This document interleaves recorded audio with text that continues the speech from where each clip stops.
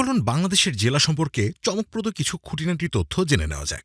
বাংলাদেশের প্রথম জেলা হচ্ছে চট্টগ্রাম, যে জেলা ১৬৬৬ সালে প্রতিষ্ঠিত হয়েছে, এবং সর্বশেষ জেলা হচ্ছে ফেনী।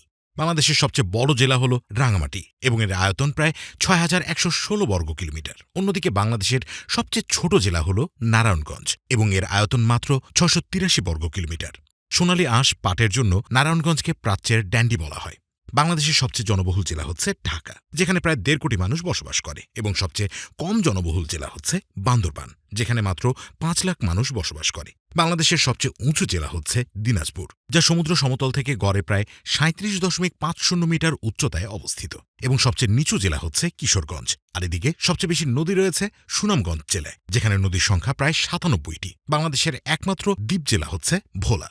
বাংলাদেশের সবচেয়ে বেশি ধান উৎপাদিত হয় ময়মনসিংহ জেলায়, এবং সবচেয়ে বেশি গম উৎপাদিত হয় রংপুর জেলায়।